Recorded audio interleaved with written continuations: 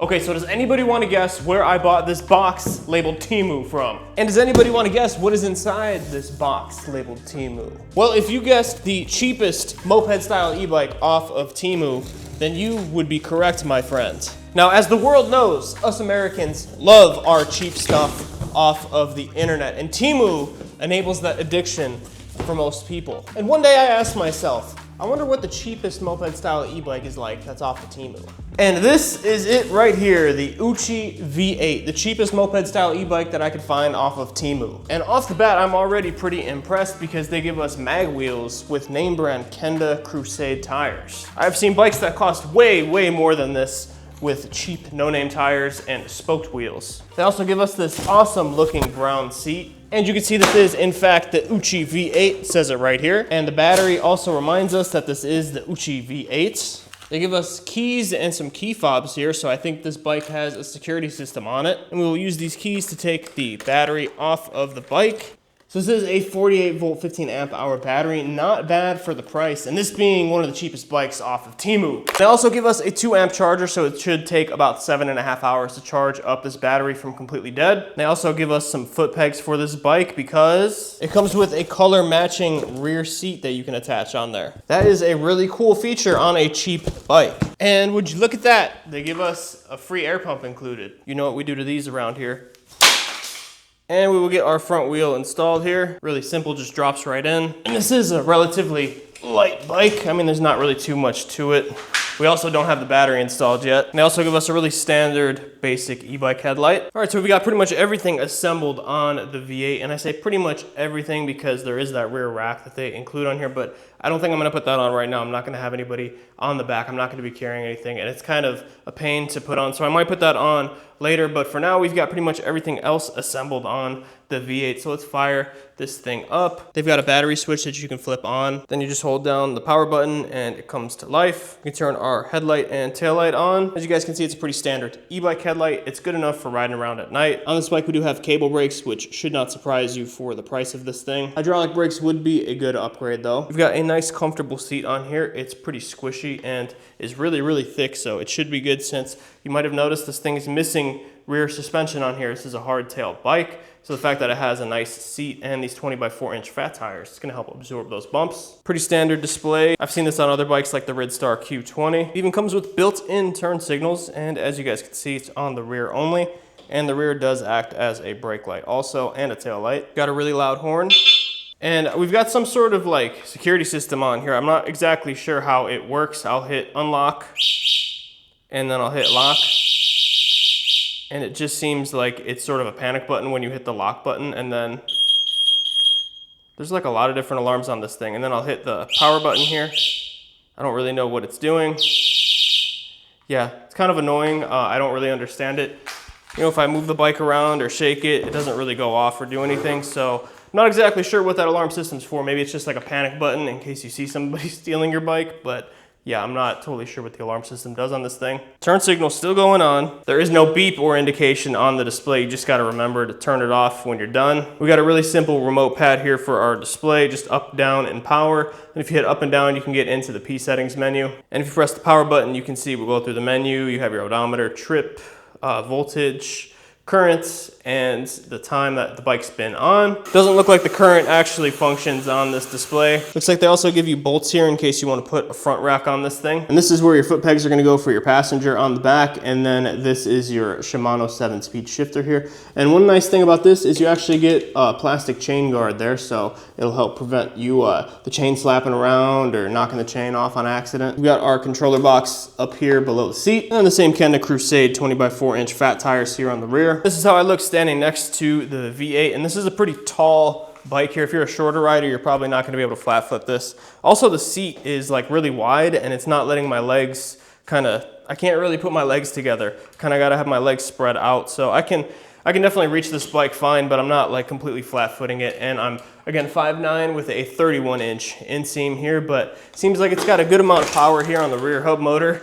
And you know, brakes feel good, everything's laid out really nice. This seat is nice and squishy and should be pretty comfortable for longer rides. I'm trying to pedal backwards here, but again, the seat is pretty wide, so it's not going to be super comfortable to be pedaling this thing. So I guess now would be a good time to discuss price on this thing. This is Temu after all, so you should be getting a pretty good deal, pretty much bare minimum, bottom of the barrel pricing here. So without further ado, this bike costs $572.81 with shipping. Out the door, that's what it costs. So that's a pretty good deal. That's definitely the cheapest moped style e-bike that I've ever bought. I'll show you guys the receipt here too. You can see what I paid, and I did have to pay sales tax on there. And you can get this thing in black or brown seat color. The frame is just black, and they don't really say too much about the specs on this thing. It says 740 watt motor, 48 volt, 15 amp hour removable battery, 7 speeds. So we already know that stuff. I'm not exactly sure what the peak on this motor would be. I guess I could look at the OUXI website and everything and see, but I'm assuming it'll be like 1200 watts to 1500 watts peak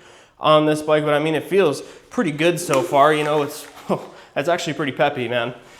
So these cheap e-bikes, you can get a lot of bike for not a lot of money. You guys saw my Amazon video where I bought that bike for like $200-300 bucks, and I got a ton of bike for the money. Obviously that was kind of a more foldable, smaller, not necessarily my style bike, but this is definitely my type of bike right here. I would like some rear suspension on this thing, but I would definitely ride this thing around all day long, just based on how it looks and everything. And for 572 bucks, come on, you get this really, really cool looking bike, and you get that rear rack that I didn't even install on here. So this thing is looking really cool right now. And fun fact, this is actually the first thing I've ever bought off of Temu. I've never shopped on Temu before. I've always been afraid of getting my credit card stolen on there, but guess we'll see about that. But anyways, guys, why don't we get this thing out of the garage and out on the road and test it out and see how our cheap Temu bike does. So we're out here checking out our cheap Temu e-bike, and I gotta say that I'm thoroughly impressed with this thing. Not even because it's so cheap, but just like as an e-bike, man. I think this thing could cost double and you'd still be able to sell it for that price. This is just a crazy value that you're getting. And it's nice that it came unlocked out of the box as well. Brakes, they're not the strongest, but they're definitely plenty for what this bike's capable of. I'm actually really impressed with how this thing feels without rear suspension. Like, I just hit that bump and I felt fine. Now, it probably would have been softer with some rear suspension, but it really didn't feel bad there. I didn't feel like it shook me too much. This seat absorbs so much of the shock from when you go over a bump. And I think the combination of that and the fat tires in the back are helping out smooth that ride out. But we're gonna go over here, do a little off-roading on this bike. And this obviously isn't gonna be an off-road bike really, because we don't have a rear shock on this thing. But I mean, if you just wanna take it on some light grass like this, it's really not bad at all. You can hear my voice, I'm getting shaken around a little bit, but that's because I like to go fast off-road. But you know, if you're just chilling at like 15 miles an hour or something, it's a lot more manageable. And I am just still shocked at how much that rear seat absorbs these bumps on here. I hear a little bit of rattling around. It's just the keys. I kept the keys with me because I don't know how the security system works. I didn't want it to be going off on me out in the middle of riding this thing and then have everybody looking at me. So I brought the keys with me, but that's what's rattling around. But really, this is a nice ride on this bike for what it is, considering that it has no rear shock. Brake levers feel really firm. I did adjust them a little bit on the little nut right here. Wow, what a cool little bike just for tearing off some, oh, there's a stick here. What a cool little bike for just riding on some nice, easy off-road trails like this. This is some pretty, there's some big logs and stuff around here, but man, this is really cool that a bike this cheap for 500 bucks can get you so much value. My first e-bike was the Ancheer bike that you guys might have seen on my channel. It's one of my first videos, but that bike was like over 600 bucks, and it was, obviously it looked like a regular bike, but it was nowhere near this feature pack. It didn't have a headlight, didn't even have a screen. So the fact that you can buy something like this for 500 bucks, 600 bucks is really, really crazy. And it just shows you how far the e-bike market has come. As I'm crashing off-road there, this little section back here gets pretty bumpy. It's bumpy on even bikes with suspension. So it's just insane how much value you can get nowadays in e-bikes versus even just 2 years ago. You know, that Ancheer bike had like a 300 watt motor. It was only 36 volts, came with a 10 amp hour battery. It was bare bones. But this, you know, you get a 15 amp hour battery, it's 48 volts, you get headlight, tail light, turn signals, a full display, you get a good top speed, which we'll talk about in a second. But you know, this thing is just probably one of the best value bikes I've ever ridden. As long as it holds up and everything, like, this should not be a bad bike at all. Oh, and you get the alloy wheels. You don't even have to deal with the spoked wheels. Alloy wheels look a lot better. They are a little bit heavier, but they are better. You don't have to worry about them breaking and stuff. They typically are more durable than spoke wheels, even though I personally have never had a problem with spoked wheels. This bike is just so value packed. It really is kind of blowing my mind how value packed this thing is. These two things would put this bike over the top if it had it.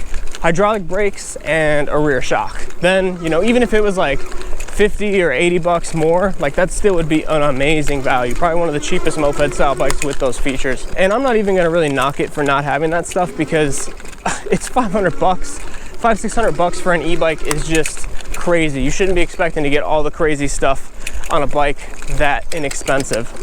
So let's do our hill test here. Again, I'm not sure the peak rating of this motor. I'm assuming it's like at least 1,000, probably more like 1,200, 1,300, maybe 1,500. I don't think we're gonna make it up this hill without having to assist the bike, but you know, we might as well see. And now over these huge bumps, this is an ungraded surface down here. Yeah, these bumps are killing me. But yeah, we're having to help this bike out, go up the hill sideways. So definitely not a super good hill climber, but you know, again, for the price, what more could you ask for? This is a road bike, especially without the rear shock. So I would go around this normally, but I don't want to go off-road anymore. I'm kind of tired of going off-road on this thing. It's getting a bit much. So what do you say we do a quick 0 to 20 test? We will go over to our tree here, and we're in a pretty decent headwind, so we're not going to get the absolute fastest time, but we're on a mostly full battery here. We only got 3 miles on the battery. So 3, 2, 1, let's go. And with this, it really, really eases you into the power. This speedometer is not accurate, by the way. We're going off the GPS here. 16, 17, 18, 19, 20.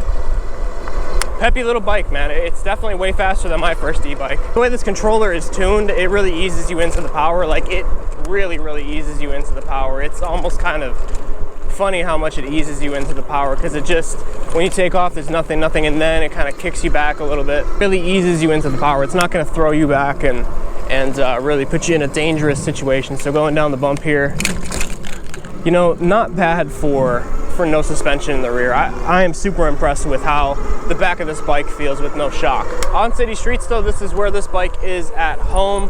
You do have knobby tires on this thing, but if you're gonna ride this thing mostly on the street, I would definitely switch it out with some good CST road tires or something like that, because these knobbies, they're a bit loud and they're just not the best for being on the road. The speedometer, it says we're going 31, but on our GPS it says we're going 27. So this thing definitely is locked at about 28. I think what they have it on is they just have the wheel size set so that it says 32 on the screen, but the wheel size is wrong, so the speedometer is wrong, so it really only goes up to 28 miles an hour. There's a dog chasing me, man. So anyways, yeah, that was crazy. I tried to change the wheel diameter in the P settings menu, but it wouldn't let me. I don't know if it's password locked or what, but you can't, oh no.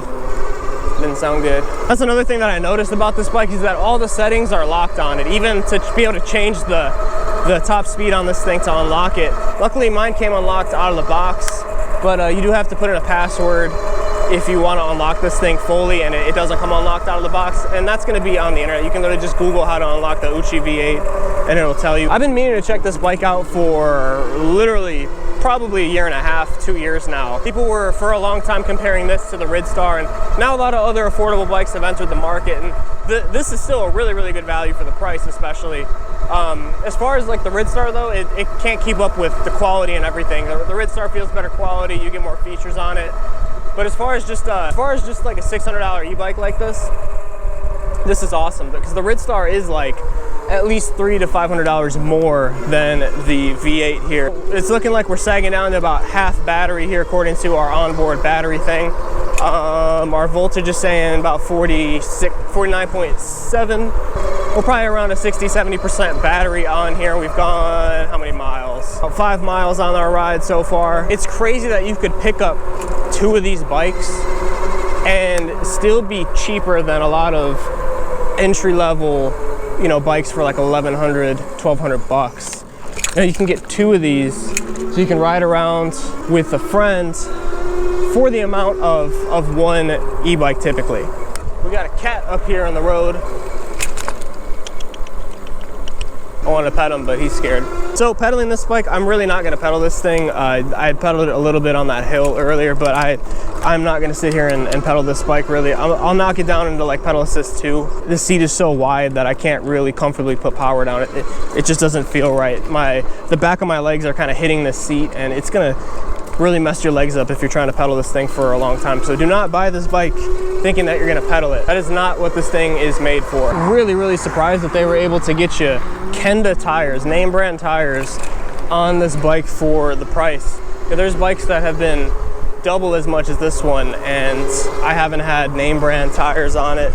So and alloy wheels for that matter too. So it's amazing that they can give you that at this price point here. Seating position, everything feels pretty good. I'm kind of sitting upright right now. I'm kind of at like a mid-level where the handlebars are at. I'm in a comfortable position. My arms are fine. They're not like up too high or down too low. I'm not hunched over really. This is a really comfortable riding position, and this seat is awesome. It is the thickest e-bike seat. It's thick with 7 C's, not just 2 C's. It's thick with like 10.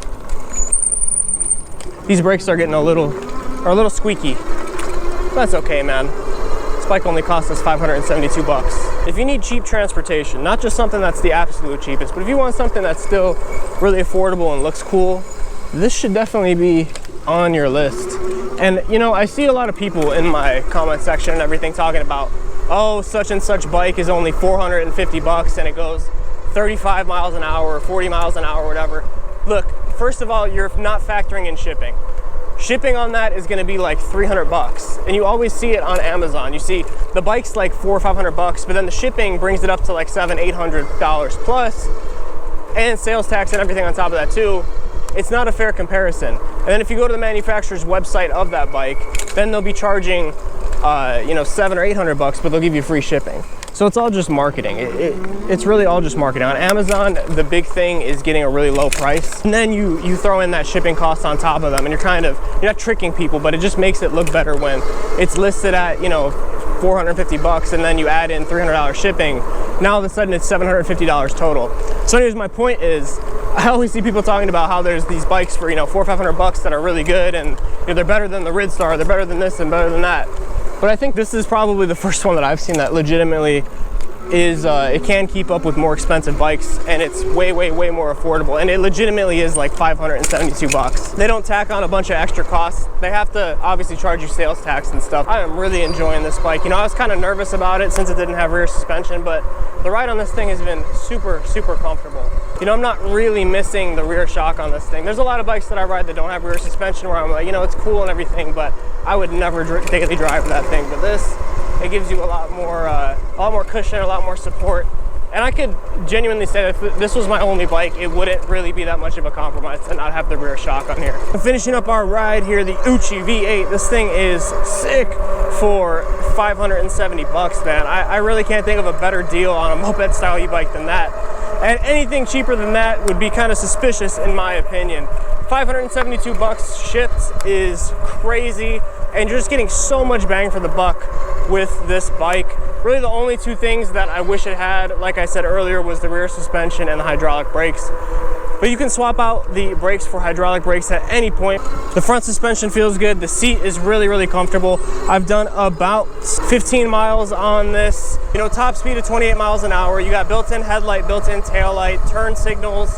You got your horn and twist throttle. Like, this thing just has everything that bikes 2-3 times its price has.